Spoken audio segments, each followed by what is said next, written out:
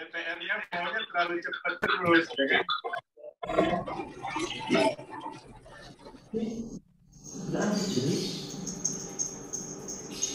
Apa no?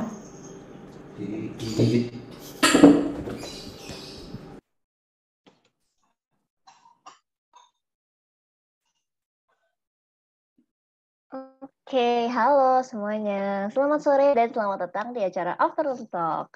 Nah, sebelumnya makasih banyak udah mau hadir dan menyempatkan waktunya sore hari ini untuk datang ke acara ini. Dan mungkin sebelumnya aku memperkenalkan diri dulu. Perkenalkan, aku Felita di sini sebagai moderator yang bakal nemenin teman-teman semuanya sepanjang keberjalanan Afternoon Talk pada sore hari ini. Nah, mungkin buat teman-teman yang udah sempat lihat juga gitu ya, mungkin atau di poster, atau mungkin di broadcast, atau mungkin dimanapun gitu ya tempat menemukan Afternoon Talk ini gitu. Jadi sore hari ini tuh kita bakal ngomongin tentang modern Zen, lifestyle Zen untuk manusia modern. Nah, jadi kita bakal diskusiin nih seputar Zen dalam modernitas. Nah, ini udah ini banget ya topiknya relate gitu sama saat ini gitu, modernitas gitu, modernisasi gitu. Nah, setelahnya mungkin karena kita mau diskusiin tentang Zen gitu ya, kayaknya kurang gitu kalau misalnya kita nggak ngobrol bareng narasumber yang keren tentunya. Nah, jadi mungkin kita saat ini tuh kita ada dua narasumber.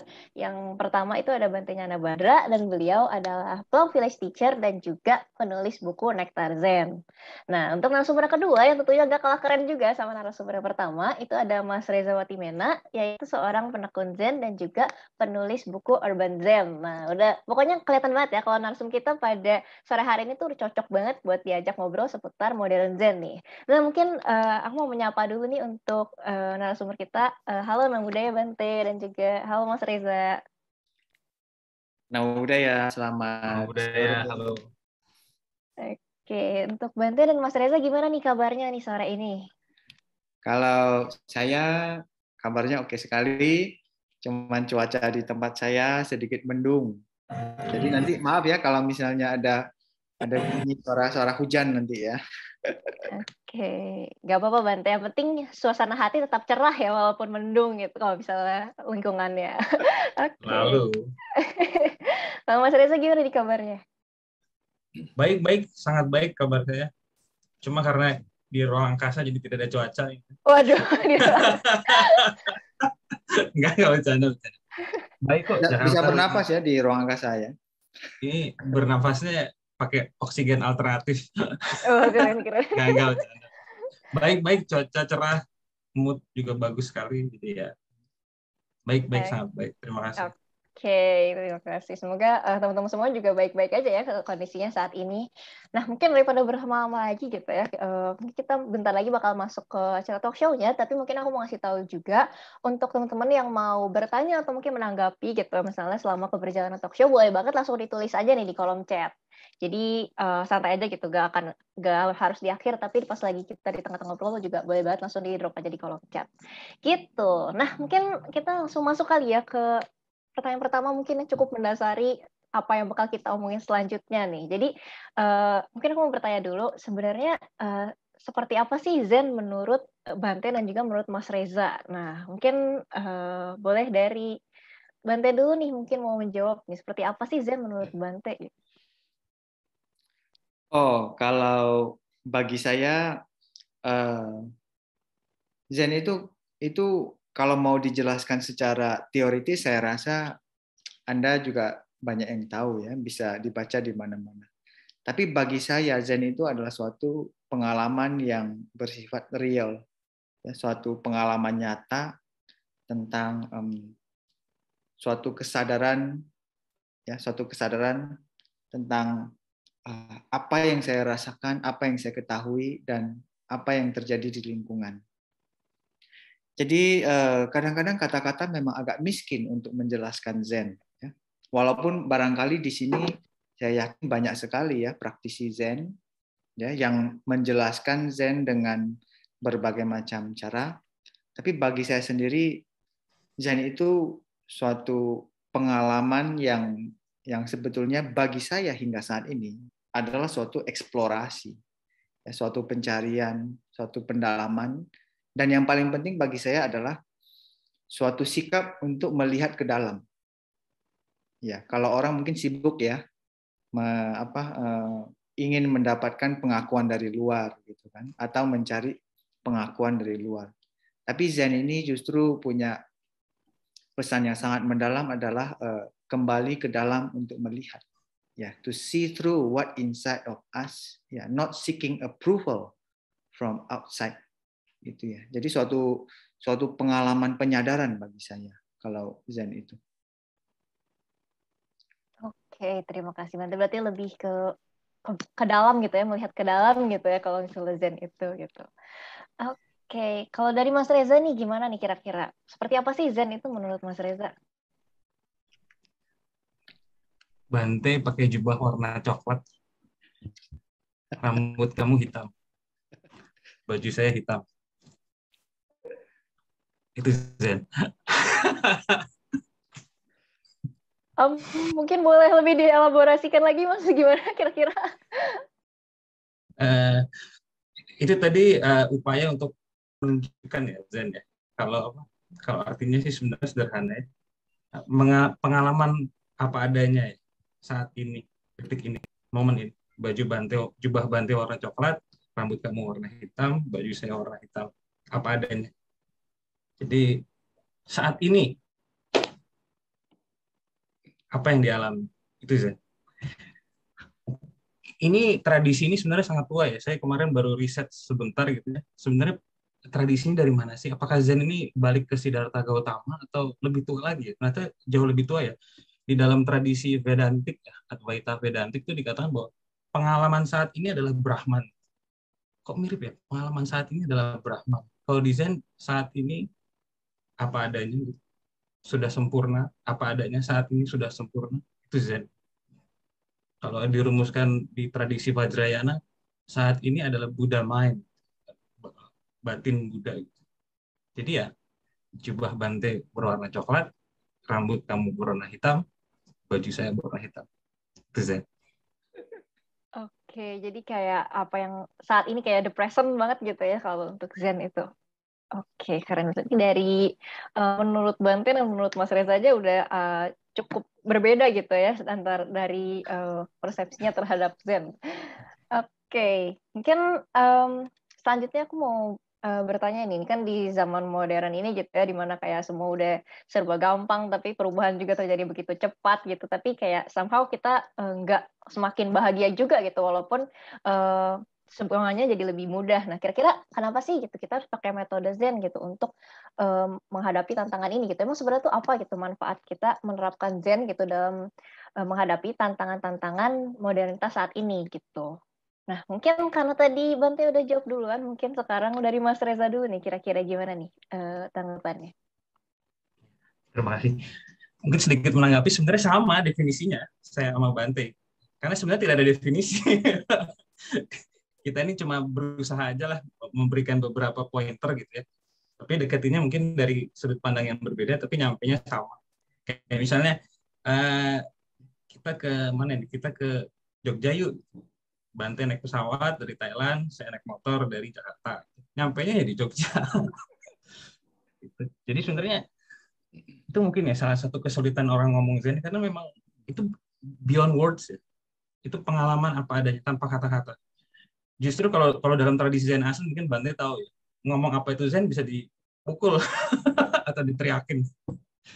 Jadi sekedar catatan aja. Tapi ya rumusan bisa membantu. Cuma jangan terjebak pada rumusan. Oke, kenapa Zen penting ya sekarang ya? Karena seperti udah disinggung Ferry tadi ya, zaman ini yang meningkat tajam ya bukan cuma ekonomi, teknologi ya, tapi kecemasan ya. Secara global tuh meningkat tajam. Depresi, kecenderungan bunuh diri. Jadi ketakutan, kecemasan, depresi itu meningkat tajam ya. Di seluruh dunia ya. Di negara-negara maju tercatat dengan baik, tapi di Indonesia itu pun tinggi ya, tapi tidak tercatat dengan baik kalau di Indonesia. Mungkin karena pendatanya agak kurang, tapi gejala global ya. Nah, justru Zen ini menjadi sangat relevan sekarang ini untuk membantu kita supaya tidak cemas, tidak takut, tidak depresi, tidak gampang ingin selesai gitu, ingin bunuh, aku capek, hidup ini absurd, sia-sia, bunuh diri. Jadi untuk semacam penawar untuk sakit zaman ini ya, sakit ketakutan. Dan itu semua akarnya dari pikiran ya, pikiran yang berlebihan ya. Saya nyebutnya turbo thinking ya, pikiran yang kayak kereta turbo gitu, lompat masa lalu, masa depan, berpikir nanti gimana, dan akhirnya kolaps. Makanya penyakit kronis ya kayak jantung, diabetes, kanker, dan penyakit gangguan organ, terus turunnya imun tubuh dan autoimun itu juga sedang melonjak tinggi ya di berbagai negara. Jantung masih yang paling tinggi sekarang secara global. Itu karena ketakutan yang berlebihan dalam waktu panjang.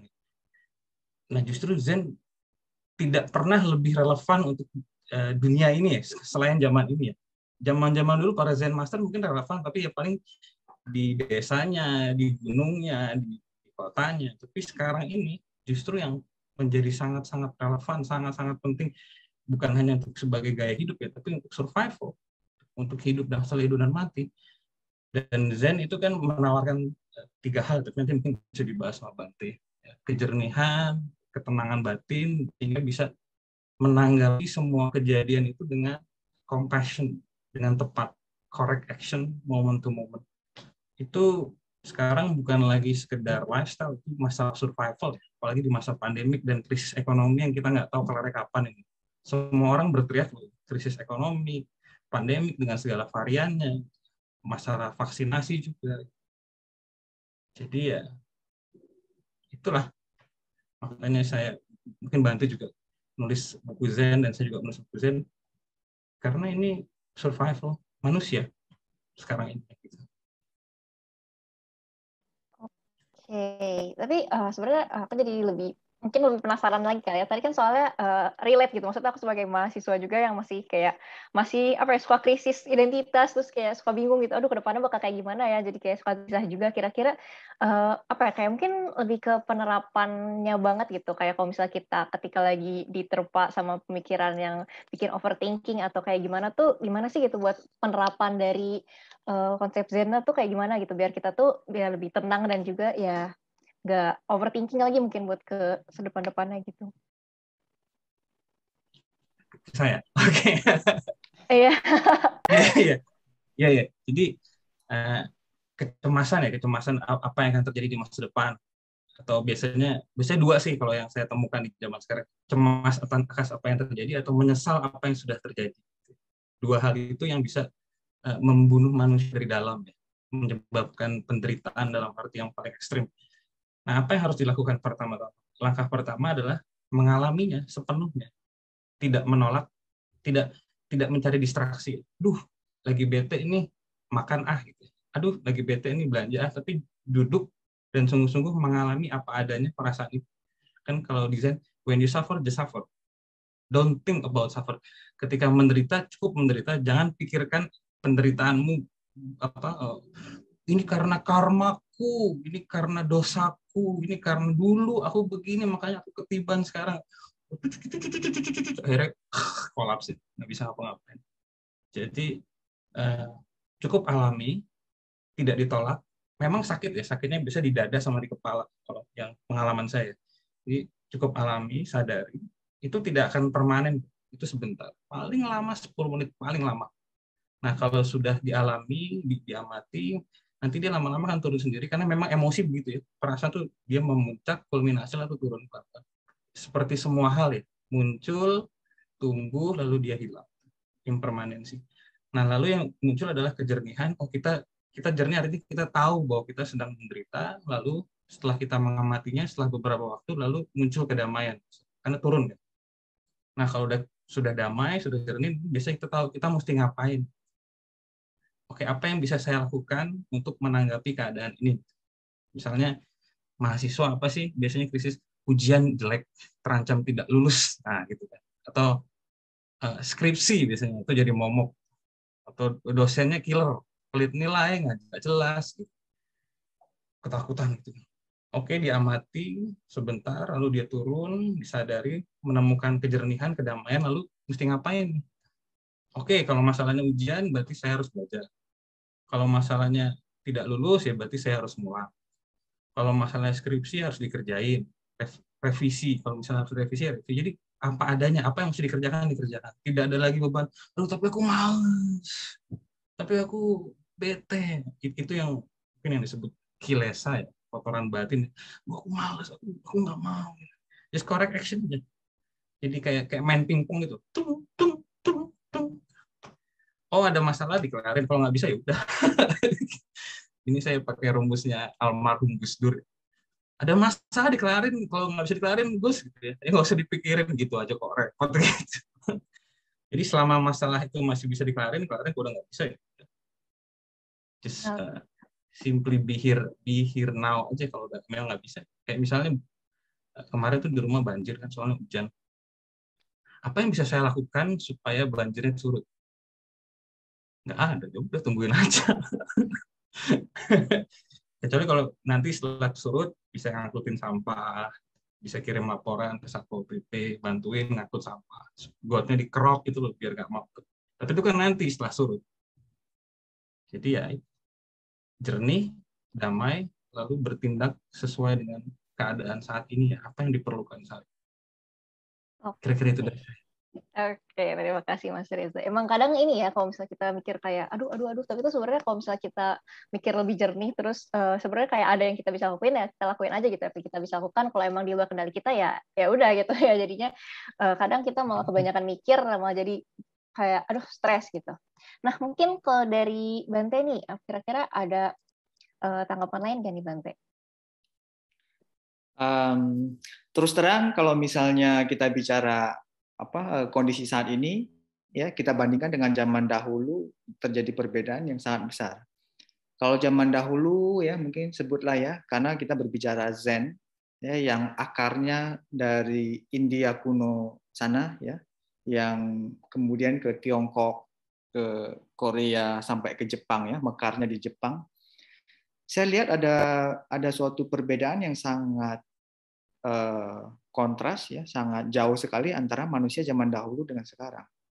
Kalau kita lihat zaman sekarang, kita dibombardir tadi ya oleh media, oleh YouTube, oleh media sosial. Jadi saya merasa itu adalah suatu serangan bagi mental kita. Serangan mental zaman dahulu mungkin lebih sedikit, tidak sebanyak sekarang. Ya, mobile phone ya, handphone ya, dengan laptop, dengan tablet dan sejenisnya, dan distraksinya itu begitu besar ya. Nah sekarang kita perlu menggunakan ancient wisdom. Jadi Zen itu bolehlah saya sebut sebagai ancient wisdom ya, kebijaksanaan zaman dahulu yang ketika dibawa ke sini dia masih tetap relevan, yang masih bisa dipakai ya. Kita barangkali bisa menghalangi serangan-serangan dari luar lah ya, secara fisik dan sebagainya kita bisa menghindar. Tapi kalau serangan yang masuk melalui mata Anda ya, melalui film yang Anda tonton, melalui musik yang Anda dengar ya, yang kontennya macam-macam, itu seolah-olah kita ini lost, nggak punya filter untuk menghadapi mereka. Jadi sehingga ketika terjadi kekacauan dari dalam, sekarang kita tidak tahu apa yang harus dilakukan. Jadi kita terbuai, terhanyut. Bahkan kita percaya bahwa dengan mengkonsumsi lebih banyak, belanja lebih banyak, apalagi belanja sekarang gampang. Mau belanja makanan, mau belanja barang apapun ya, serasa mudah sekali ya. Tinggal mungkin yang di kota-kota besar pencet-pencet aja ya. Handphonenya dengan aplikasi tertentu, barangnya bisa datang dengan cepat. Pembayaran ya, kita dimudahkan, teknologi memudahkan lah ya, kita semuanya mengakui. Ya, tapi ada sesuatu di balik itu yang barangkali kita semua mau melihat kembali. Bagaimana efek dia terhadap kita. Contoh aja saya ya, jadwal banyak. Ya, mungkin sebagian bisa saya ingat, tapi sisanya nggak bisa. Jadi saya harus memanfaatkan reminder ya, mencatat di kalender ya. 1 jam sebelum acara ada reminder, jadi teringat gitu. Karena banyak orang merasa kok semakin hari sibuknya kita tuh sangat luar biasa. Dan semua itu terus terang ya, banyak teman, banyak orang yang merespon bahwa kondisi-kondisi seperti itu yang orang tidak sadar bahwa penderitaan datang dari sana. Ya.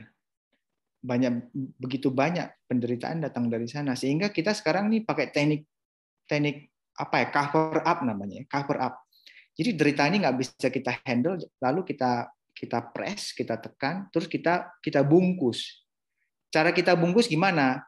Makan yang enak, kemudian nonton, ya, kemudian apa ya, konsumsi, belanja dan sebagainya. Itu cara-cara kita mengcover up, mengubur gitu. Tapi akhirnya jadi borok, ya, jadi depresi yang kata Mas Reza tadi, mungkin sampai tahap bunuh diri lah, sampai apa ya, meracau lah di media sosial, atau kemarin saya lihat tuh ada yang apa, harus apa ya, memprotes dengan cara yang sangat aneh ya, di luar apa ya, apa di luar batas norma orang Asia ya. Jadi repot jadinya. Jadi Zen ini menurut saya bukan berarti kita tidak menderita. Penderitaan itu ada, tapi bagi saya Zen itu adalah salah satu cara teach us, mengajar kita how to suffer. Ya, karena apa? Dengan cara demikian we can suffer less. Jadi kalau Anda tahu cara bagaimana menderita, penderitaan Anda akan berkurang.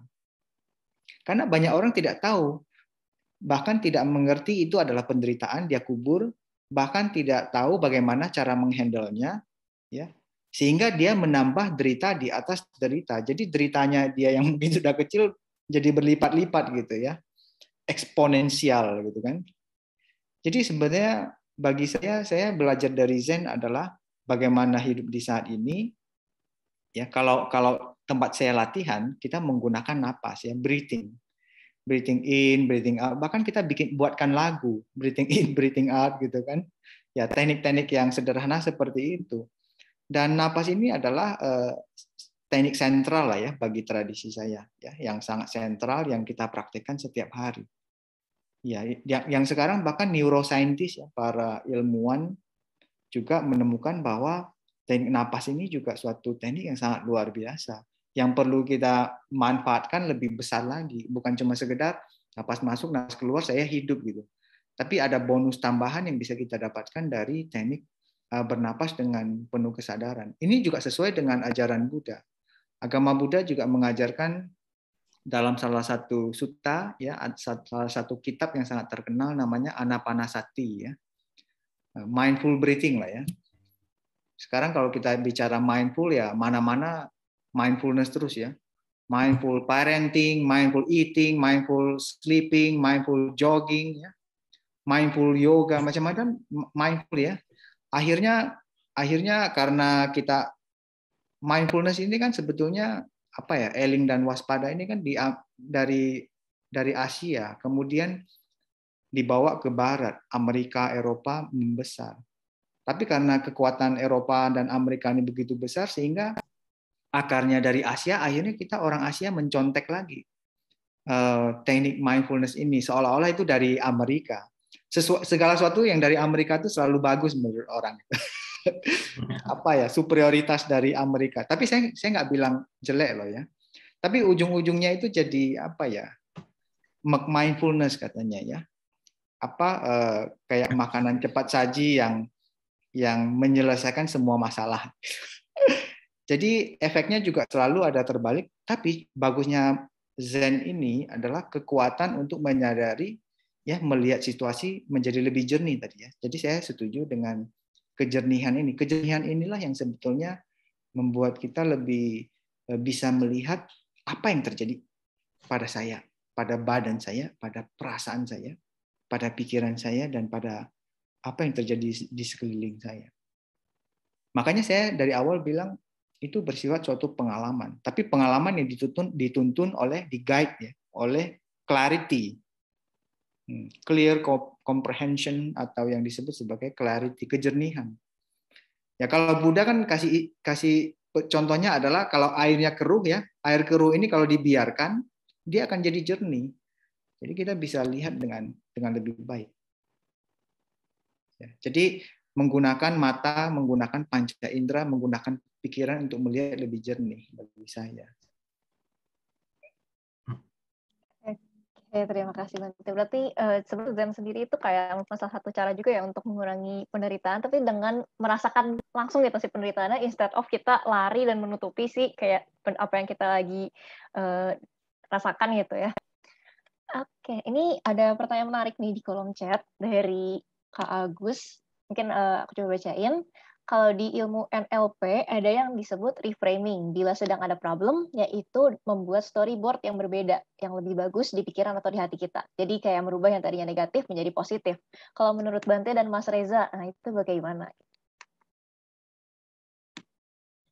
Mungkin boleh dari Bante ini atau Mas Reza mungkin ada yang mau menjawab duluan? Silakan, atau mau saya duluan? Silakan Bante, duluan. Baik ya. Pertama-tama saya harus disclaimer, saya bukan ahli NLP ya. Setahu saya NLP itu adalah neuro linguistic programming ya. Jadi dia menggunakan bahasa ya. Karena saya kurang berkecimpung dalam NLP, jadi untuk pertama-tama saya tidak bisa komentar terlalu banyak tentang NLP karena bukan bidang saya ya, satu. Lalu saya juga pernah mendengar memang dia ada sebutnya reframing. Ya.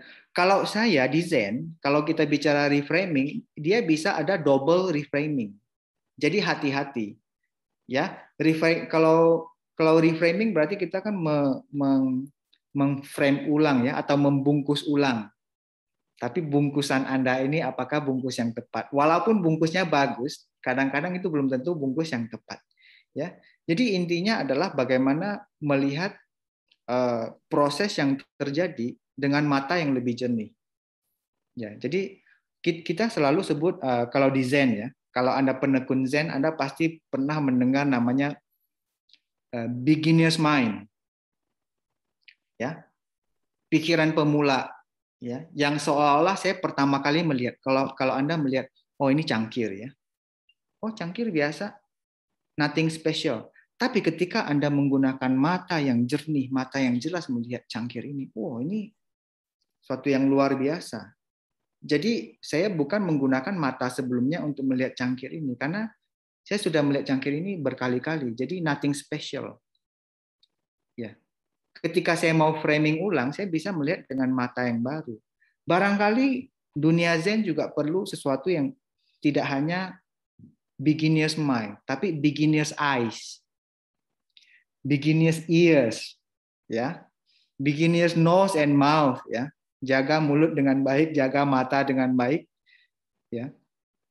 Jadi itu sesuatu yang bisa terjadi karena apa? Panca indera kita itu memberi pengaruh kepada yang NLP bilang sebagai nggak cuma NLP lah ya, tapi orang psikologi juga bilang apa informasi yang tersimpan di dalamnya. Ya, kalau dalam Buddhism ya, agama Buddha, kita menyebutnya kita punya benih-benih, semua benih itu ada. Tinggal mana yang mau disiram. Ya. Contohnya kalau Anda menonton film yang penuh kekerasan ya berarti violence, kekerasan yang tersiram. Dengan ada kekuatan Zen, kekuatan penyadaran, ya, kekuatan mindfulness tadi, ya, akhirnya kita punya power. Nah, power yang kita butuh. Power untuk memilih berhenti. Oke, ini sampah nih. Ini sekarang ada yang namanya orang iklan bilang clickbait nih. Clickbait itu judulnya dibikin bagus-bagus terus Anda klik gitu. Habis diklik, alah ketipu. Apa ini nggak ada apa-apa gitu kan. Jadi itu suatu yang apa ya, kita mau mengajak Anda untuk melihat ke dalam seperti itu ya. Jadi reframing itu perlu saya setujui bahwa dia bisa merubah cara berpikir, cara berpandang, ya. Kemudian juga bisa bergeser dari negatif ke positif dan hati-hati positif dan negatif itu bisa bolak-balik. Ya. Sekarang banyak itu ya, yang hitam jadiin putih, putih jadiin hitam. Jadi masalahnya Zen sekarang mentransen. Transen itu istilahnya apa ya? Melampaui hitam dan putih. Tapi hitam tetap hitam, putih tetap putih. Ya, ada kan cerita Zen dulu ya. Ketika dia pertama kali melihat gunung ya gunung aja gitu kan. Gitu kan. Setelah dia dia mempraktikkan zen, meditasi, mindfulness berjam-jam gitu kan. Sekarang kan diukur dari jam ya. Berapa jam meditasi kan. Gunung itu menjadi sesuatu yang luar biasa sama tadi ya. Gelas ini menjadi sesuatu yang luar biasa. Tapi ketika dia berlatih lagi, ya gunung tadi. Ya, jubah saya coklat ya, coklat. Rambutmu hitam. Jadi bisa bolak-balik jadinya ya. Jadi ini suatu invitation lah ya, suatu undangan buat kita untuk melihat lebih dalam. Ya. Mungkin Mas Reza gantian. Oke, boleh. Untuk Mas Reza nih, gimana nih dari tanggapannya nih tentang reframing ini? Sebenarnya saya sepakat dengan Mbak Ati, mau nambahin aja. Jadi sedang ada problem. Jangan di reframing, jangan bikin storyboard, story apapun, jangan bikin positif, jangan bikin negatif, jangan bikin apapun, alami problem itu sebagaimana ada. Jangan bilang itu positif, negatif, di reframe ini, kasih jurus ini, rumus ini, apa kalau Bante bilang cover up, bungkus-bungkus. Jangan, buang semua bungkus, buang semua positif, buang semua negatif, bahkan buang, alami problem itu sebagaimana ada. Jadi ditatap, disadari, tanpa kasih konsep, tanpa kasih kata. Mungkin di sini perbedaan dengan vipassana ya, tapi oke lah, kita kan zen jadi. Jadi benar-benar kita mengalami itu. Oke, biasanya problem itu kan kalau ada yang menyakiti hati kita ya, misalnya ditipu. Saya bisnis, saya ditipu, sakit hati. Problemnya sebenarnya sakit hati nih. Dan ketakutan akan bangkrut. Saya dua itu. Sakit hati dan ketakutan akan bangkrut. Alami itu sebagaimana ada. Experience that as it is. Dialami, disadari, jangan negatif, jangan positif, jangan dikasih bungkus apapun, jangan di reframe. Reframe itu menunda masalah. Itu bikin bom waktu yang lebih besar meledak. Dialami, kan tadi seperti saya bilang, muncul atau dia menguat tuh biasanya emosinya nanti lama-lama turun. Nah, kalau udah turun, muncul kejernihan, muncul kedamaian, ketenangan batin, lalu biasanya lebih cerdas ya. Oh ya, saya harus ngapain? Baru bertindak. Correct action ya, bertindak dengan benar. Jadi, nah, pola ini loh, pola muncul lalu menguat lalu pergi, muncul menguat lalu pergi. Itu kalau dilatih terus ya, pengalaman saya lama-lama makin cepat. Gitu. Lama-lama makin cepat. Yang kayak tadi pagi nih, ini pengalaman nyata ya. Lagi naik motor pagi-pagi, wah, tenang, jam 5:30 belum ada orang di jalan kan, hari Sabtu. Tiba-tiba ada mobil kayak naiknya nyetir mabok. Buang gitu. Wah, dia nyerempet saya hampir masuk got gitu ya. Gara-gara dia ini kan, zigzag gitu. Wah, emosi kan. Kalau Reza yang dulu, wah kejar, ajakin berantem. Kalau Reza yang dulu ya. Kalau Reza yang 7-8 tahun lalu lah, saya kejar, saya ajak berantem di jalan, masuk kantor polisi lah. Kalau yang set gitu, wah emosi. Jadi kerasa tuh di dada, muncul, menguat, set gitu ya. Terus dia tiba-tiba turun dan dia pergi. Oh ya ini tantangan orang dalam keseharian kan. Provokasi kecil itu dari omongan istri, omongan suami, omongan rekan kerja, omongan teman.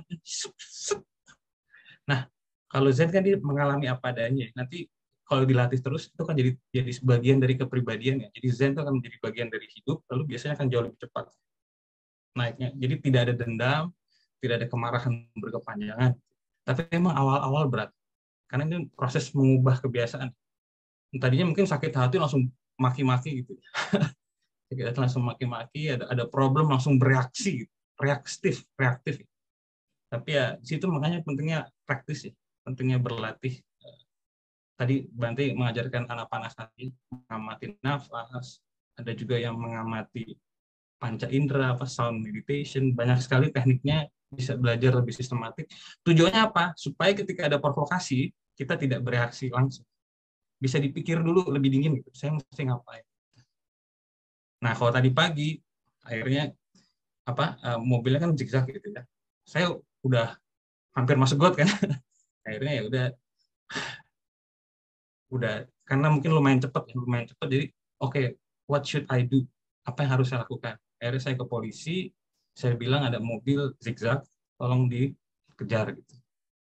Ya udah, itu correct action, karena saya nggak punya hak untuk menegur pengguna jalan ya. Polisi punya hak, maka saya ke polisi. Nah, polisinya mengerjakan tugas atau enggak, itu karmanya si polisi ya. Semoga saja iya. Tapi setidaknya saya sudah melakukan apa yang bisa saya lakukan sebagai pengguna jalan. Kebetulan kan jalan pasti pagi ya, jadi saya ke kantor polisi juga cepat. Polisinya juga baru bangun, lagi ngopi. Pak, ada mobil kebut-kebutan. Warna mobilnya ini, mungkin bisa dicari. Oh ya siap, langsung dia lapor. Gitu. Ya, saya nggak ngikutin beritanya. Tapi ya udah, habis itu ya udah, besok saya menikmati lagi jalan pagi saya naik motor. Itu sih. Jadi kalau ada masalah, jangan di reframe, jangan bikin story apapun, just experience it as it is. Awalnya berat, tapi lama-lama akan lebih enteng, dan saya pikir kalau udah level Bante Badra, shoot gitu, apa luapan emosinya udah hampir nggak ada gitu, jadi dia lebih responsif, lebih compassion. Ya, kalau saya masih ada jejak-jejak premannya gitu, bawahnya gitu. Tapi ya, kita semua berproses kan, punya jalannya masing-masing. Tapi intinya sama, tetap kembali sekali lagi, don't make negative, don't make positive, don't make anything, experience as it is. Itu dari saya. Terima kasih. Oke, terima kasih banyak Mas Reza. Jadi lebih ke ya kita alami aja gitu apa yang lagi terjadi gitu ya, daripada kita bikin reframing atau positif negatif. Mungkin buat Kak Agus, apakah ada tanggapan? Mungkin boleh di drop juga di kolom chat. Kalau misalnya ada tanggapan, mungkin kita bisa bertanya lebih lanjut nih. Soalnya tadi juga aku jadi penasaran gitu. Soalnya tadi Mas Reza sempat mention juga kalau misalnya Mas Reza 7-8 tahun lalu mungkin langsung ngajak berantem gitu kan ya. Itu berarti ada proses yang dilalui untuk mempelajari kayak Zen ini sendiri gitu. Dan ini juga berkaitan sama pertanyaannya Kak Duisa Gita di kolom chat. Dan ini juga aku penasaran banget gitu ya. Jadi dari pertanyaannya ini, Zen ini kan menurut saya sedikit rumit. Nah, bagaimana cara untuk menguasai Zen ini gitu? Kebetulan saya juga lagi belajar menguasai Zen, tapi menurut saya itu sangat sulit. Pastinya penuh konsentrasi dan sebagainya. Untuk itu bagaimana cara untuk menguasai Zen itu sendiri? Kayaknya mulai dari saya deh. Boleh, nanti. Silakan. Perlu diketahui ya, kalau saya memang menekuni Zen, tapi tradisinya Pelan Village. Ya, jadi ada Master Zen Thich Nhat Hanh. Jadi di Karania juga sudah banyak menerbitkan buku-buku beliau. Memang Zen dari Thich Nhat Hanh ini adalah Zen yang reformasi, telah dilakukan pendekatan yang lebih baru. Karena kalau misalnya Anda pelajari dari Zen yang dari Tiongkok ya atau dari Jepang, Anda bisa melihat ada perbedaan-perbedaannya. Tapi ternyata masih nyawanya itu masih sama. Saya sebut nyawa lah ya, nyawa dalam kutip ya. Latihan kita itu kayak latihan militer. Meditasi duduk itu kalau zaman dahulu mungkin lebih lama ya. Kalau kita meditasi duduk tidak lama ya. Tapi rutin tiap hari. Kemudian konsisten. Jadi sekarang bagi saya, bagi orang zaman sekarang, saya rasa kualitas dari praktek kita, praktek Zen kita itu adalah lebih banyak berbicara quality-nya, bukan quantity. Ya, orang kan berharap dengan kuantitinya banyak dia bisa mendapatkan sesuatu yang bagus kan. Kalau guru saya bilang kalau kamu nanam bunga di atas batu, mau 1000 tahun pun ya nggak hidup dia bunga itu. Ya, jadi bukan kuantitinya tapi how you do it. Ya, not how many times you do it. Ya, jadi itu suatu hal yang menurut saya sangat penting sekali.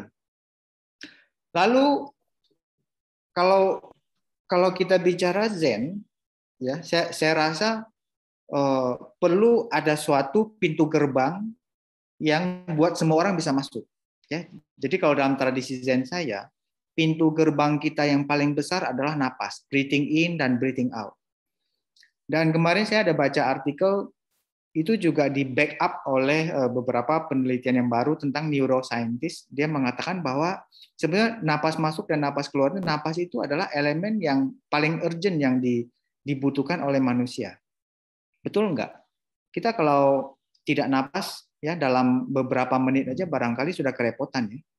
Tapi kalau beberapa jam tidak makan, beberapa jam tidak minum, kita masih bisa survive.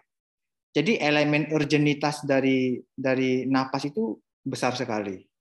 Nggak heran kalau orang Tiongkok juga berlatih qi katanya ya, energi-energi itu yang sebetulnya napas itu adalah energi yang paling ketara. Lalu ya yang paling menarik adalah ternyata napas ini punya hubungan yang sangat erat sama bagaimana bisa menenangkan pikiran manusia. Makanya guru kami ya, Master Zen Thich Nhat Hanh itu menggunakan napas sebagai sentralnya ya untuk calming down. Ya, kita bicara Zen, Anda harus punya cara untuk bagaimana membuat diri Anda menjadi tenang. Ya, cara itu penting. You need a method first. Metodenya seperti apa? Ya, jadi ada suatu metode yang pertama harus kita pegang dulu. Ya, kita pakai.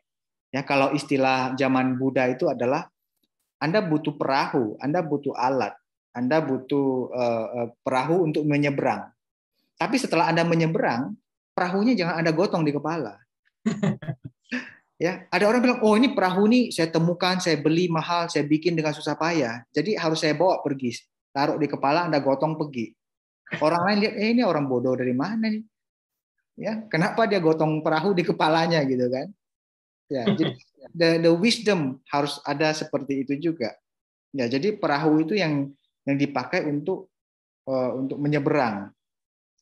Dan perahu itu juga harus kita taruh, nggak boleh kita gotong-gotong terus. Ya, praktek apapun Zen ya, Zen itu banyak loh pendekatannya. Ada dari Taiwan, dari Tiongkok, dari Rinzai Zen Jepang, dari Vietnam ya. Bahkan sekarang Zen udah berkembang ke mana-mana. Terus teknik yang digunakan juga banyak. Anda jangan terjebak pada teknik bisa kita pakai, tapi jangan terjebak pada tekniknya. Karena tekniknya itu banyak. Ya, bungkus boleh banyak, tapi intinya masih sama. Ya, bungkus kita boleh pakai bermacam-macam, pakai bungkusnya ya. Tapi sekarang kan orang kan sibuk kan. Kalau orang Zen bilang pakai jari nunjuk bulan gitu kan, dia sibuk sama jarinya. Oh, jari inilah adalah bulan katanya kan. Jadi dia nggak akan bisa lihat bulan karena dia sibuk melihat jarinya. Ya, dia salah sangka, salah persepsi bahwa jari ini adalah bulan. Itu yang dikatakan kita terjebak pada metode. Ya, metode ada untuk kita pakai, tapi nggak boleh kita attach namanya ya. Jadi metodenya sebenarnya apapun boleh. Tapi bagi saya napas itu adalah suatu teknik yang lebih universal. Makanya orang bule itu semuanya bisa terima. Ya, karena Anda nggak perlu beragama Buddha untuk mempraktikkan mindful breathing gitu ya. Terlepas dari Anda kalau zaman Buddha kan kasta apapun ya bisa. Ya karena zaman Buddha ada zaman kasta kan. Ya, sekarang mungkin kulit Anda apapun, ukuran badan Anda apapun, apakah mau sarjana, mau master, mau profesor, mau doktor, Anda bisa mempraktikkan cara ini. Jadi sangat terbuka untuk semuanya. Ya, bahkan menembus religion ya. Agama apapun bisa mempraktikkannya itu. Jadi maksudnya bagi saya sih lebih luas dalam praktik Zen ini. Oke, kira-kira begitu dari saya. Oke, terima kasih Bante. Jadi ada banyak metode gitu ya untuk mencapai kayak ketenangan gitu. Dan tapi metodenya juga kita nggak boleh attach sama metodenya juga gitu. Kayak tadi bawa perahu di kepala gitu. Oh, saya jadi ingat ada satu lagi ya sebelum Mas Reza bantu saya juga ya. Oke. Saya tuh pikir sekarang banyak orang yang mengajarkan mindfulness macam-macam ya. Jadi tiba-tiba jadi mindfulness master banyak sekali gitu kan. Lalu saya tuh pikir ada dua aspek dari Zen yang perlu kita lihat dari mindfulness cepat saji ini ya. Mindfulness cepat saji saya bilang. Ya. Yang satu adalah contoh ya, saya kasih contoh. Kalau Anda sakit kepala, pasti Anda cari paracetamol ya atau cari obat ya. Obatnya itu bisa menyembuhkan Anda, aspirin atau paracetamol ya. Bisa menyembuhkan sakit kepala Anda. Ya, benar kan? Lalu 2 hari atau 3 hari kemudian sakit kepala lagi, Anda makan obat lagi, paracetamol lagi atau aspirin lagi dan sejenisnya Anda makan. Bolak-balik seperti itu. Tapi Zen mau mencari akarnya di mana. Bukan cuman dikasih obat terus gitu. Obat membantu, of course ya, saya setuju. Tapi kita harus mencari akarnya apa. Apakah karena makanan, apakah karena Anda telat tidur ya, begadang terus ya. Jadi mindfulness itu atau Zen itu seharusnya menjadi gaya hidup, lifestyle, bukan paracetamol yang tiap kali kalau Anda sakit kepala Anda makan, tapi Anda harus menggunakan semangat Zen untuk cari akarnya apa sih, masalah utamanya di mana gitu.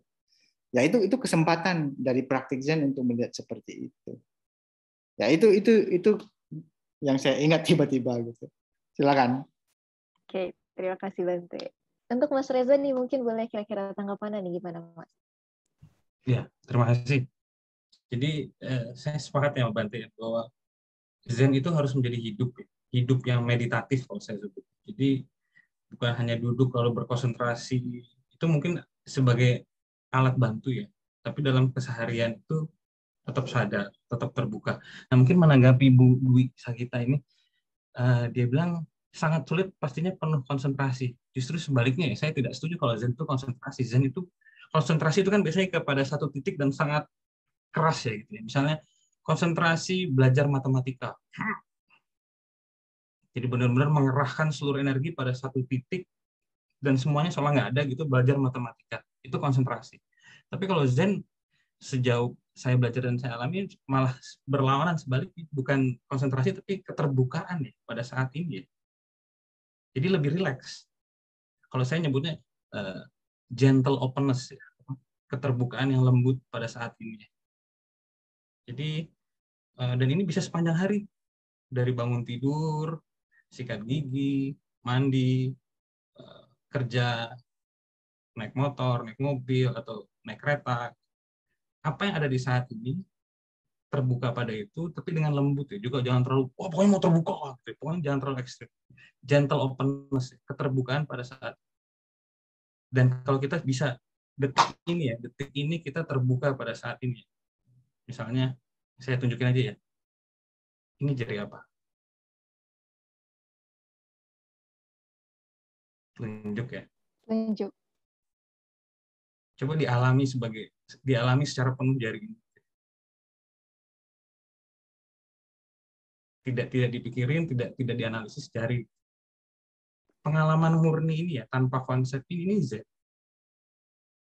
Tinggal diterapkan dari saat ke saat. Bahkan ketika lagi kacau pun ya, saya ingat tuh, 3-4 hari yang lalu tuh tiba-tiba banyak kerjaan. Webinar, terus ada beberapa kerjaan lain yang masuk kenceng belum terjemahan dari Karania, saya juga ngutang. Jadi tiba-tiba menumpuk dan udah saya duduk dan saya open, saya terbuka pada kerumitan pekerjaan. Biasanya kerja lagi. Jangan terbuka lalu bengong gitu ya, itu tidak correct action. Saya terbuka pada kerumitan, lalu bikin to-do list apa yang harus dikerjakan saat ini. Jadi sekali lagi bukan konsentrasi, tapi justru sebaliknya, keterbukaan yang lembut terhadap apa yang ada saat ini. Dan pengalaman itu Zen. Kalau saya mau lebih ekstrem, itu Buddha. Batin Buddha ya, Buddha mind. Buddha mind itu ya keterbukaan pada apa adanya saat ini. Ada satu cerita tuh, Bante mungkin udah sering dengar. Jadi Buddha itu Siddhartha Gautama ya. Siddhartha Gautama ingin memberikan semacam kuliah umum di sebuah tempat itu ya. Kamu udah datang, dia diem. Ini Buddha Gautama kenapa nih? Lagi demam atau gimana gitu? Atau lagi batuk jadi nggak bisa ngomong, dia diem. Tiba-tiba dia ngambil bunga, dia ngangkat bunga. Pada nggak ngerti kan? Semua haus pada konsep. Kita ingin konsep, kita ingin teori, jalan menuju kebahagiaan, jalan menuju pencerahan, jalan menuju moksa, pembebasan. Kita ingin berikan kami teori. Wah, gitu kan. Tapi Buddha mungkin dia merasa sudah kan dia ngajar puluhan tahun ya. Saya sudah terlalu banyak kasih teori. Ini sebenarnya teori-teori ini semua salah. Sebenarnya yang paling benar itu adalah kunci menurut kita. Dia ngangkat bunga. Ada satu murid yang namanya Mahakasyapa ya. Dia sebut Kasyapa, dia sebut Mahakasyapa. Dia tersenyum melihat Siddhartha. Cuma satu orang nih dari begitu banyak muridnya yang ngerti. Lalu Mahakasyapa dipanggil, kamu yang mewaris dharma saya. Jadi yang ingin Buddha katakan pada saya itu dia nggak mau ngomong apa. Ini loh pengalaman saat ini.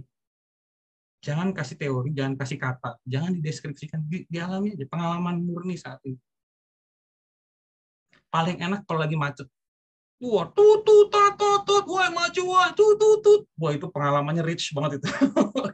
Kalau di gunung malah sepi, ya paling kodok. Gitu ya.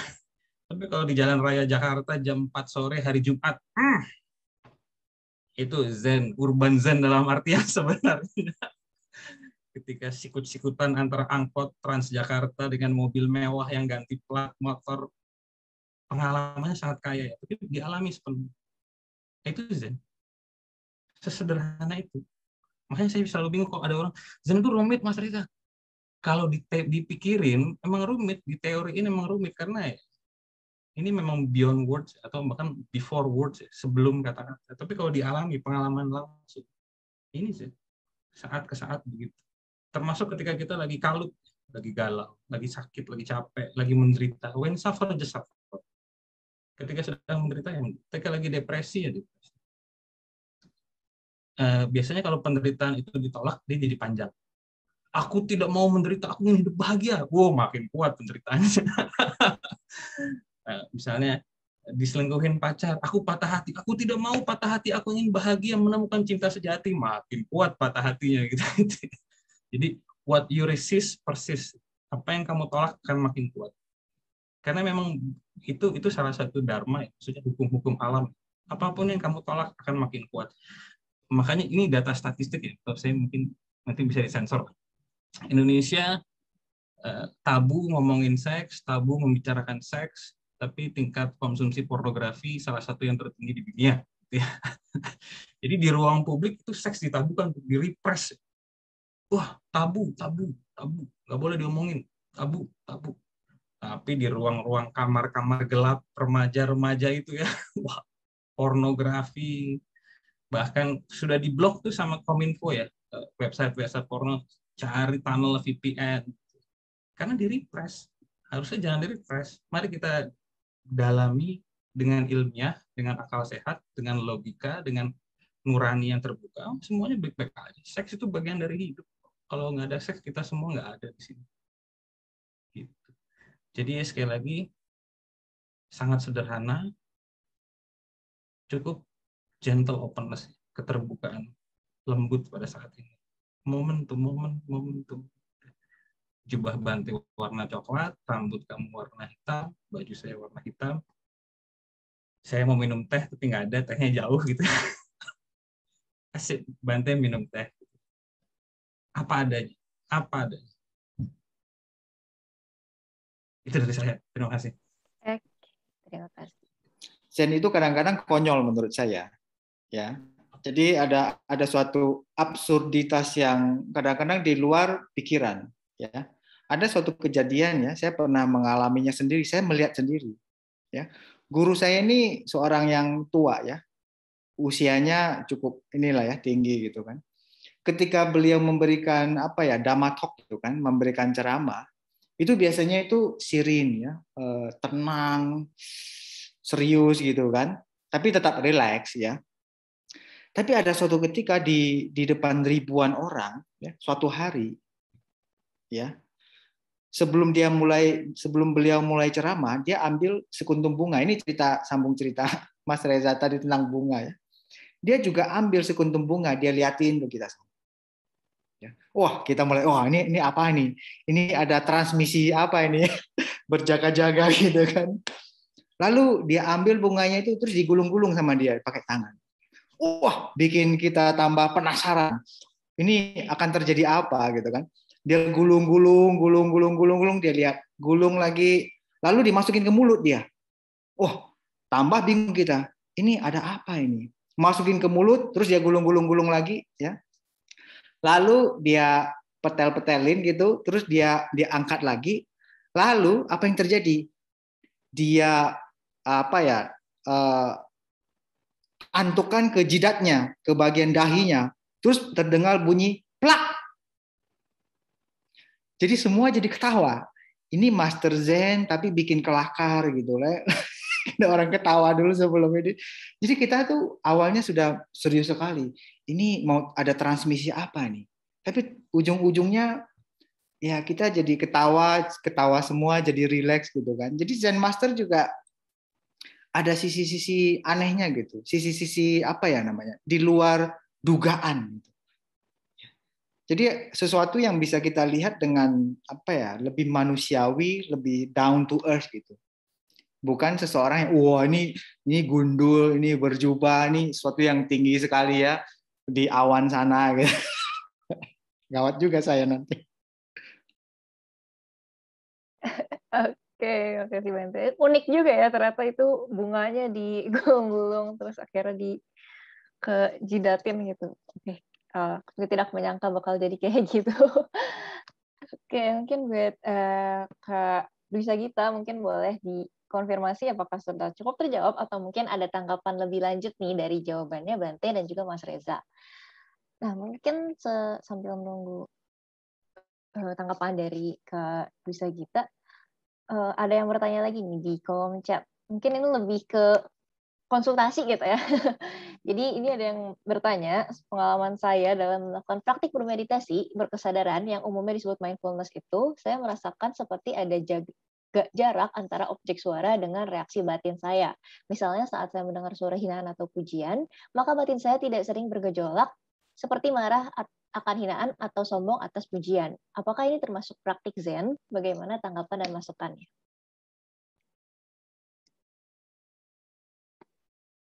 Oke, dari Kak udah jelas. Mungkin untuk pertanyaan yang sebelumnya mungkin boleh dari Mas Reza mungkin mau menanggapi apakah ini termasuk praktik Zen? Oh, jadi batinnya tidak bergejolak dengan reaksi luar ya? Ya, itu yang disebut unmoving mind ya. Jadi praktik Zen itu bukan praktik Zen. Praktik Zen itu juga tadi itu perahu doang yang kayak Bantu bilang. Itu konsep Zen itu adalah konsep yang kita gunakan untuk menunjuk pada sesuatu pengalaman murni. Kalau sudah dapat pengalaman murni, Zennya dibuang. Konsep praktik Zen juga dibuang. Jadi kalau memang praktiknya Mas Andrew ini sudah bisa membuat dia lebih tenang, tidak reaktif ya pada pujian atau celaannya, dan tidak sering bergejolak atau sombong, jadi sudah bisa lebih berakar, unmove ya, tidak bergeming, tidak bergerak ya, unmoving mind. Ya silakan, nggak usah pusing nih Zen atau bukan. Mau Zen, mau Zun, mau Zin, mau Cingcung, atau kita kasih nama sendiri juga nggak apa-apa sih, nggak. Karena Zen yang tertinggi bukan Zen, yaitu tanpa kata. Mungkin dikeplak itu juga bisa gitu tadi seperti jadi ya kalau Mas Andrew terbantu, lebih tenang hidupnya, lebih nggak di luar itu kan berubah terus ya, keadaan di luar, maksudnya sikap orang lain, ekonomi dunia, pandemik, kebijakan pemerintah tuh berubah terus. Kita bisa menanggapi, tapi menanggapi dengan correct action. Tapi batin kita kalau memang sudah sampai pada level unmoving aja, selamat, semoga bisa dipertahankan dan tidak bukan sebuah kelekatan baru pada kekosongan. Jadi penyakit Zen itu ada dua sebenarnya. Yang pertama adalah melekat pada kekosongan. Wah, ini attachment to emptiness. Oh, saya tidak lagi bergerak pada dunia. Orang mau nyela saya, mau maki-maki saya sudah tidak bergeming, saya sudah tidak bergerak. Orang mau muji saya tidak sombong. Akhirnya dia diam aja di rumah. Semuanya kosong, pujian kosong, makian kosong. Akhirnya ya udah nggak mengapain ya. Merasa sudah tercerahkan, akhirnya bengong-bengong. Dan akhirnya dia malah nyusahin kiri kanan nih, udah bengong-bengong berarti nggak kerja kan, yang ngasih makan berarti temennya kan atau saudaranya. Jadi dia terjebak pada kekosongan lalu tidak sampai pada correct action ya, bertindak secara tepat. Ini juga bahaya. Yang sisi lain malah kebalikannya, oh saya sudah tercerahkan, saya ingin menyelamatkan dunia, saya menjadi aktivis sosial, pokoknya saya memberi, tapi akhirnya kehilangan sandaran tadi, unmoving mind itu, batin, terlalu aktif keluar, banyak kegiatan, banyak nyumbang, jadi aktivis, mungkin jadi tokoh juga, tapi akhirnya hatinya hampa karena terlalu sering. Ini disebut bodhisattva sickness ya, penyakit bodhisattva. Nah, yang ideal memang tetap seimbang ya, tetap Di satu sisi bisa unmoving mind, tidak terpengaruh oleh pada perubahan dunia naik turun, tapi juga tetap saat ke saat apa yang baik saya lakukan. Sederhana, habis makan cuci piring, kalau lapar makan, kalau haus minum, kalau capek istirahat, kalau ada teman susah dibantu, kalau atap bocor ditambel, kalau cuci baju kotor dicuci. Moment to moment correct action. Kalau nggak punya duit kerja, kalau kerja nggak ada minta tolong temen cari kerjaan atau apa cara gitu. Jadi moment to moment. Tengah tetap meditatif, tetap mengalami dunia saat ini apa adanya, keterbukaan lembut tadi, dan tetap correct action moment to moment. Itu yang ideal. Tidak terjebak pada salah satu sisi. Kira-kira itu dari saya. Oke, terima kasih banyak nih Mas Reza. Kalau dari Bante nih, apakah ada yang mau ditambahin atau tanggapan lain mungkin? Saya merasa pada awalnya manusia mencoba untuk mendefinisikan Zen, ya, dan definisinya banyak sekali. Jadi definisi-definisi itu boleh kita pakai, apa saja boleh, ya. Lalu ketika kita mulai mendefinisikan Zen, Zen itu menjadi kecil, menjadi kotak dia, menjadi segitiga, ya, berbagai macam bentuk boleh kita sebut sebagai Zen. Ya, tapi itu akhirnya itu mengkerdilkan Zen sendiri. Makanya tadi kenapa Mas Reza bisa bilang praktik Zen itu adalah suatu kondisi meditatif yang bisa Anda lakukan ketika Anda cuci piring. Ya, kalau Anda cuci piringnya berharap cepat-cepat selesai mau mengerjakan lain, itu bukan spirit of Zen. Ya, jadi kalau Anda lakukan dengan present moment, dengan calm and peace, ya, dengan kondisi meditatif, itu dunia Zen itu kita sebutnya ada suatu aroma yang namanya aroma Zen. Ya, kamu lihatlah ya, kalau Zen Master itu kalau dia berjalan, serasa ada auranya atau aromanya ya. Boleh lah, aura Zen atau aroma Zen gitu ya. Jadi seperti itu. Jadi judul buku berikutnya tuh Bante. Wah, Aroma Zen. bisa jadi itu. Ya. Sorry. Jadi itu suatu yang apa ya? Jadi bagi saya setelah menekuni Zen sekian lama itu saya merasa ada suatu invitation, suatu undangan yang bagi saya untuk terus melihat gitu. Saya tidak merasa saya udah paling benar, paling hebat ya. Ini kondisi dari Pak Andrew ini ya, Andrew Yogianto ini merasa kalau ada suara-suara dari luar dia tidak terpengaruh. Itu suatu hal yang menurut saya positif dan bagus. Tapi Pak Andrew harus tahu bahwa kondisi seperti itu bisa terjadi seperti itu. Dia ada komponen lain pembantu, elemen-elemen lain membuat dia bisa menjadi seperti itu. Ya, Anda mau bunga gitu kan. Kalau Anda mau bunga, Anda harus mikir elemen non bunga. Elemen non bunga apa? Biar kita bisa mendapatkan bunga ya barangkali kita butuh benih, kita butuh tanah, kita butuh sinar matahari, kita butuh air, butuh pupuk. Itu semuanya non bunga semua.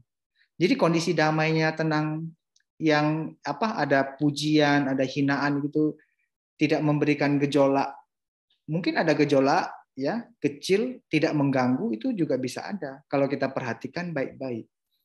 Ya. Tapi beda ya dengan sikap cuek, tidak peduli. Itu kan angkuh jadinya ya, I don't care. Ya, apapun yang kamu katakan sampah gitu kan, I don't care. Itu malah jadi negatif gitu kan. Nah, ini juga perlu kita lihat baik-baik ya, suatu undangan lagi ya untuk melihat lebih dalam tentang kondisi-kondisi tersebut. Nah, kalau dalam dunia Zen atau agama Buddha kita sebutnya ada suatu kondisi yang interconnectedness, ada suatu yang saling berhubungan. Zen itu membantu saya melihat ada suatu jaringan yang sangat besar sekali ya, bukan jaringan internet ya. Ini jaringannya lebih besar ya, melampaui jaringan internet ya. Suatu jaringan yang sangat besar. Membantu saya menyadari hal demikian sehingga saya tidak sombong. Ya, tidak sembarang menebang pohon. Tidak sembarang menjudge orang lain. Siapa sih saya untuk menjudge dia gitu? Karena ada I, ada aku, ada ego gitu kan. Ya, seperti ini. Jadi menyadari suatu interbeing, suatu interconnectedness, suatu kondisi yang saling punya rantai koneksi yang sangat besar sekali. Dan bagi saya itu suatu discovery. Dan masih banyak yang bisa saya discovery. Makanya belajar Zen itu bagi saya, praktik Zen dan belajar Zen itu kayak open ended gitu. Open ended itu kayaknya ujungnya itu nggak kelihatan. Ujung sana-sananya itu I cannot see. Tapi saya tidak terobsesi untuk harus lihat ujungnya. Karena dia itu sebagai suatu rahasia alam yang pelan-pelan terbuka. Satu layar terbuka. Satu layar berikutnya terbuka ya. Tapi bukan berarti baru satu layar terbuka saya sudah mengatakan inilah yang paling tinggi, ini yang paling hebat yang saya ketemukan. Itu adalah jebakan. Ya, jadi saya mau mengundang ini untuk melihat lebih dalam lagi nih atas reaksi terhadap hinaan, pujian ya. Tapi dalam kondisi demikian saya merasa suatu yang sudah sangat hebat sekali. Ya, karena tidak bergeming ya, unmoving mind tadi ya. Ya, unmoving mind tadi ya. Ya, jadi bisa kita lihat lebih baik lagi faktor kontribusinya seperti apa di balik itu terjadi. Ya. Jadi kadang-kadang Zen itu bisa menjadi sesuatu yang sangat kontroversial juga. Ya, yang banyak orang yang barangkali tidak siap menerima. Kalau Zen Master zaman dulu lebih gila lagi, orang bilang gila. Ya. Dia tanya pertanyaan bukannya jawab, tapi kepalanya yang dipentung gitu kan. Sakit katanya kan. Ya, rasain tuh sakitnya gitu kan. Tapi orang zaman sekarang kalau kamu tanya terus saya pentung ya wah ini urusannya ke polisi nanti, repot nanti gitu kan. Tapi kalau zaman dahulu beda ini konteksnya ya. Kalau zaman dahulu sebenarnya Zen battle. Zen battle itu apa ya Mas ya? Perang Zen enggak juga ya. Berjibaku lah gitu kan.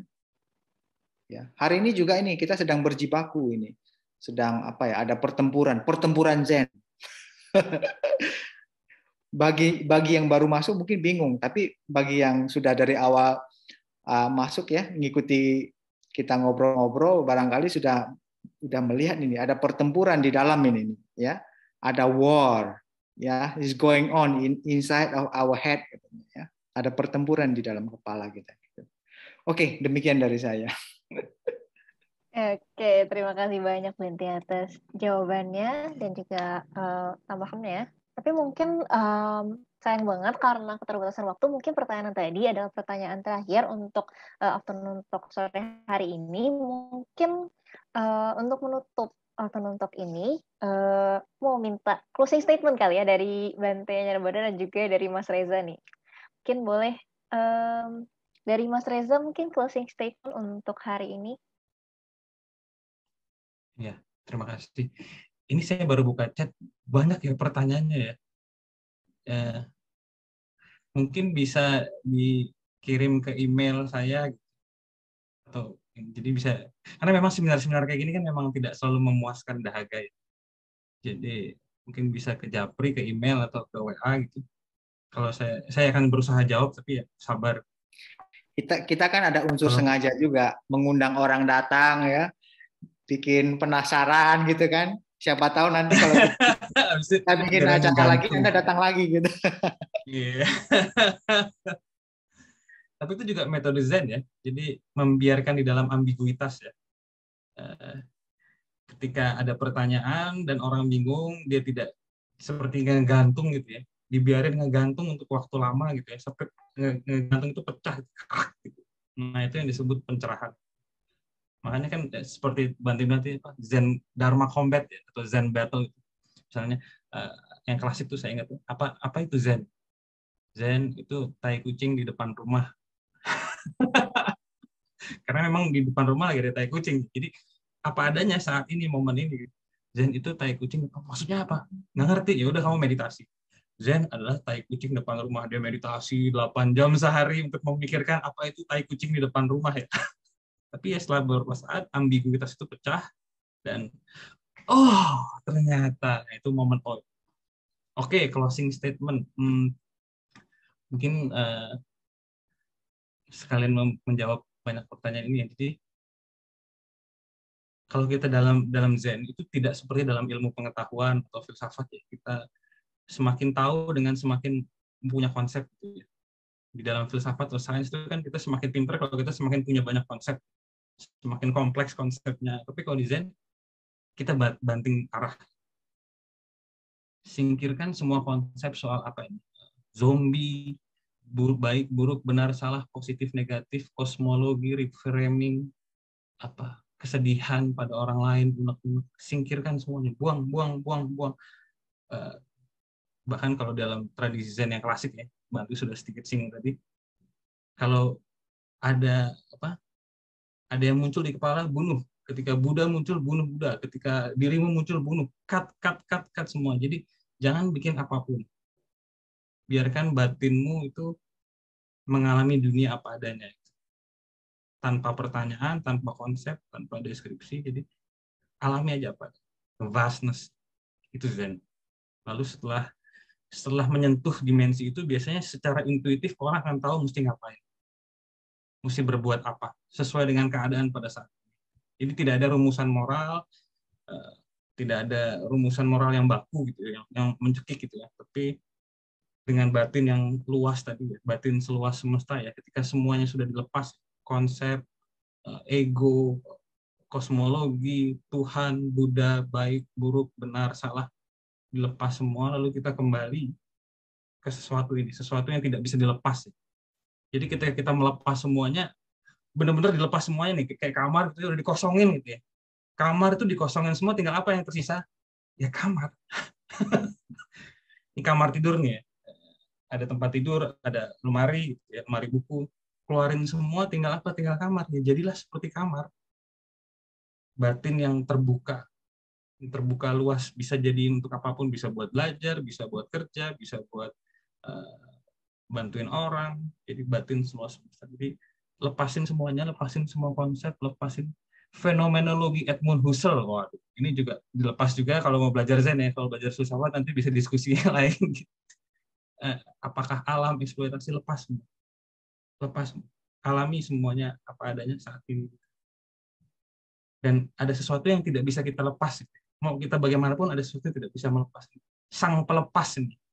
Ada kesadaran yang melepas, subjek pelepas ini yang dia yang tidak punya nama, tidak punya konsep, tidak pernah dilahirkan dan tidak akan mati. Nah ini kekosongan ini. Tapi itu mungkin untuk topik berikutnya. Urban Zen dan Sunyata atau Zen dan Sunyata gitu ya. Atau apa? Aroma Zen kalau kata Banting. Menarik. Oke, itu dari saya. Terima kasih. Terima kasih banyak Mas Reza. Mungkin untuk Bante Badra nanti mungkin bisa sekalian kasih tahu nih Bante. Kayaknya ada beberapa yang nanya juga di kolom chat mengenai kayak tempat buat belajar Zen gitu, atau ya kayak lebih ke tempat buat lebih mendalami dan belajar Zen. Nah, mungkin boleh sambil diselipin di closing statement-nya nih Bante. Silakan. Baik. Terima kasih ya atas partisipasi Anda semuanya yang sudah meluangkan waktu untuk hadir, mendengarkan kita bertiga bincang-bincang, ngobrol-ngobrol ya, tektok. Bagi saya, secara personal, secara pribadi, sebagai praktisi Zen, sebagai penekun Zen juga, ya, saya merasa Zen ini yang tadi saya sampaikan bahwa adalah suatu pengalaman yang lebih nyata, ya, the real experience, yang kadang-kadang di luar kemampuan bahasa untuk menjelaskannya. Tapi karena kita hidup di dunia ini, kita perlu bahasa. Dan yang celakanya adalah Zen, kadang-kadang kita bisa mengidentikan Zen dengan sesuatu, dengan kata-kata, dengan metode, sehingga kita melekat, attach. Ya, ketika kita sudah mulai melekat pada itu, itulah bahayanya. Dan Zen inilah sebetulnya yang membantu. Ketika Anda melekat, Anda harus buang. Ketika Anda nggak punya, Anda harus ambil. Loh, ini kok kontroversial. Ini kok seolahnya panas dan dingin sudah dicampurkan sekaligus gitu kan? Bagaimana mungkin derita sekaligus ada bahagianya di dalam itu? Karena ketika saya menderita, saya tidak bisa merasakan kebahagiaan. Tapi di Zen itu membantu saya mengerti bahwa segala sesuatu itu one in all in one. Dan saya menemukan hal-hal demikian yang bersifat pengalaman, ya, karena barangkali karena pendekatan dari Zen tradisi saya ini adalah Zen yang yang titik fokusnya gerbang besarnya adalah napas. Jadi saya menemukan banyak hal melalui napas, the breathing. Dari napas ini saya menemukan kekosongan. Ya, walaupun kekosongannya kadang-kadang hilang, cari-cari nggak ketemu. Tapi nggak dicari dia datang gitu kan. Akhirnya saya seolah mengerti gitu kan. Tapi besok-besoknya kok pengertian saya masih dangkal ya. Barangkali perlu mencari tahu lebih dalam lagi ya. Jadi Zen itu juga suatu undangan buat Anda semua ya. Jangan terjebak pada penjelasan Mas Reza sama pada saya, tapi lebih bersifat eksperiensial ya. Jadi suatu undangan kepada Anda semua untuk melihat lebih dalam. Ya. Dan Anda perlu teknik, metode, cara untuk menjernihkan pikiran, cara. You need a method. Anda butuh paracetamol yang tadi saya bilang. Anda butuh aspirin, ya. Tapi that's not the ultimate solution. Itu mungkin solusi sementara aja. Ya, Anda harus berani ya, saya bilang courageous ya. Anda harus berani untuk masuk ke akarnya di mana. Ya, kalau Anda hanya menyembuhkan luka-luka di luar saja, tidak sampai penyebab paling dalamnya ya, you're not going to solve the problem gitu. Masalah Anda tidak akan pernah selesai di situ saja ya. Jadi ya kira-kira demikianlah ya. Beberapa kata-kata sempit dari saya untuk mendeskripsikan Zen, dan semoga Anda menemukan Zen yang lebih luas daripada ini semua ya. Dan berkaitan dengan tempat ya, di Indonesia saya tidak melihat ada tempat-tempat yang terlalu khusus ya mendedikasikan untuk praktik Zen, tapi saya melihat ada beberapa komunitas ya. Untuk sementara mungkin masih di kalangan Buddhis ya yang mempraktikkan tradisi Zen ya. Biasanya mereka ada silsilah dari tradisi tertentu ya. Walaupun masih ada beberapa orang masih window shopping ya. Oh, coba dulu lah ini gitu kan. Cobalah ya meditasi ini, vipassana ya. Contoh ini lagi ya. Nanti akhirnya dia juga mungkin akan menemukan sesuatu yang lebih punya affinity sama dia ya boleh. Ya. Dan cara paling gampang ya Anda boleh tanya Mbah Google ya. Dia ini seolah bisa memberikan Anda sedikit informasi lebih banyak dan mencoba. Anda boleh mencoba lah, is okay. Anda silakan coba beberapa teknik metode tersebut ya. Dan good luck buat Anda semua. Oke, terima kasih banyak Bante Badra atas closing statement-nya, dan terima kasih banyak pada Bante Nabara dan juga Mas Reza atas persediaan nanti meluangkan waktu buat ngobrol-ngobrol bareng di afternoon talk ini. Kita ngomongin Zen tadi seru banget sampai gak kerasa sekarang udah mau selesai aja gitu ya. Padahal kayak baru mulai tadi, terus sekarang tiba-tiba udah selesai lagi aja gitu. Jadi makasih banyak atas kesediaannya tadi untuk menjawab pertanyaan-pertanyaannya juga. Dan aku juga berterima kasih banyak kepada semua teman-teman yang udah hadir di sini, dan mohon maaf banget kalau misalnya tadi pertanyaannya belum sempat terjawab. Tapi mungkin untuk yang mau bertanya ke Mas Reza tadi sempat di drop ya email ya. Mungkin bisa ditanya lebih lanjut lewat email ya Mas Reza ya. Ya, nanti. Tapi pelan-pelan jangan buru-buru jawabnya. Sambil ngerjain yang lain. Oke, terima kasih banyak untuk mungkin nanti nih jawaban tadi. Sorry. Tempat berarti Zen di sini ya. Oke. Bener banget. Dimanapun Anda berada, di situ tempat berarti Zen. Oke. Sampai nanti Bante Badra pulang bikin pusat Zen di sini. Kalau kan dia masih di Thailand. Nanti kalau dia udah selesai studi pulang baru nanti tempat Badra. Kalau sekarang sementara di sini aja. Di sini dan saat ini. Iya, enak. Oke, asik banget. Oke, terima kasih Bante dan juga Mas Reza. Dan mungkin buat teman-teman yang penasaran gitu ya, lebih lanjut mungkin tentang bukunya Bante Badra atau mungkin bukunya Mas Reza gitu. Mungkin sekarang kita belum bisa kasih bukunya, tapi bisa dibeli nih bukunya di Tokopedia atau di Shopee-nya Penerbit Karania, atau bisa di karania.com. Dan buku-buku Zen juga bisa jadi salah satu media mungkin untuk lebih mengenal lagi tentang Zen ya. Dan akhir kata, mohon maaf kalau ada kekurangan selama keberjalanan Afternoon Talk ini. Terima kasih banyak. Selamat sore dan sampai jumpa di acara selanjutnya. Terima kasih. Terima kasih. Sampai jumpa. Salam dari Thailand. Khot kun kap. Apa itu artinya? Ayo, terima kasih. Sehat-sehat semuanya. Terima kasih banyak semuanya.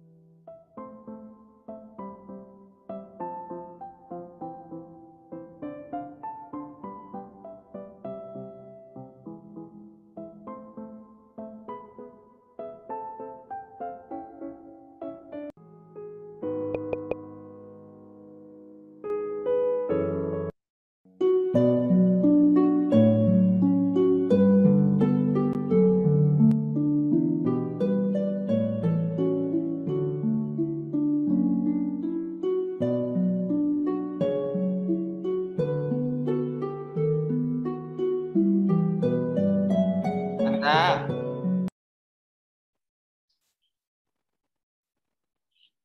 Halo. Halo Bante, bentar baru mati-matiin. Mas Rezanya udah off ya? Iya langsung.